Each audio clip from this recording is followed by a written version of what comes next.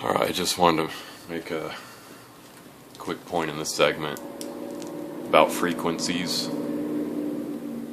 and the so-called cover of electricity delivery systems. So I'm making a video here, and I go to check out the selections I have. You know, you got Americas and Japan, and you got Europe and Asia. And you notice there's only two options available here. I want you to pay attention to those numbers: 60 hertz, 50 hertz. Okay, this is the same bandwidth that has been used since the 1800s. Like when they first started to, distribute electricity through an insanely inefficient method of delivery through power lines that radiate EMR that directly affect butterflies, bumblebees, all kinds of pollinators, birds, all kinds of biological effects that are known. Okay?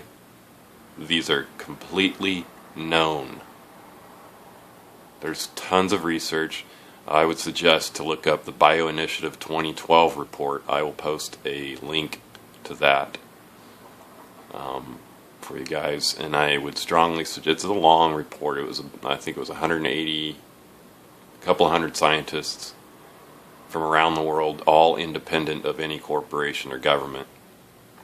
It's 650 pages, but if you click to the summary, it's only about 20 pages, and you can scroll through and see some images and some of the research of their findings and the biological effects of these frequencies. The point that I want to make is that the entire developed world is, well, pretty much everybody that has electricity, they are forced to be immersed in this EMR and these EMFs produced by these particular frequencies. Now, I've personally done my own experiments, and I've gotten TVs and lights to turn on with 15 kilohertz. That's 15,000 hertz, much higher frequency, and it's much healthier for biology. I'm not saying it is healthy. I think any EMR is probably not healthy other than the biologically produced electrical fields that every human produces. They still can't say how the heart produces electricity. They pretend, they spend all this time in colleges and all this money, and they create all these ideas, but they still don't know where that comes from. They still don't know how biology reproduces itself. And they'll talk about genetics, they'll talk about all these symbols and descriptions and stories about how they think they know, but the reality is they don't. It's kind of like the sun. They'll pretend like they know what it is, but if you really do some digging, you'll find some guys that have been doing research for decades and decades with very prestigious institutions that will openly admit, no, we have no idea what that thing is.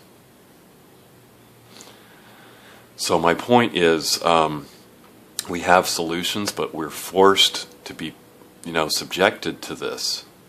And it's known to cause problems. Look up the Bioinitiative 2012 report. I'll just go through a couple. It inhibits your REM sleep. It inhibits your pineal gland ability to produce melatonin, which is your white blood cells fuel, which, in turn turns you into this immune deficiency zombie that needs all these pills and drugs. And interestingly enough, now you're being forced by law for these treatments because they know this is creating illness.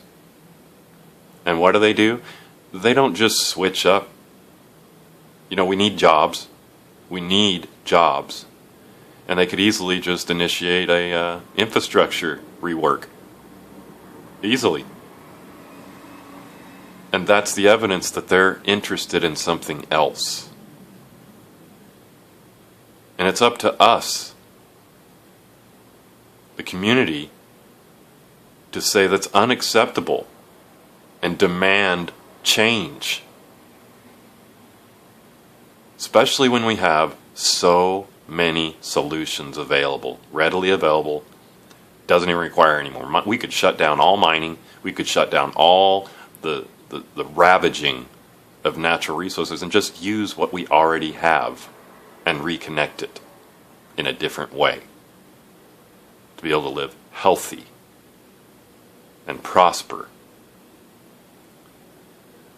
But for over 100 years, and it continues, these two particular frequencies. Okay? So check out the link and get involved. Care. Don't just care about pretending. Take action. Write letters. Do your research.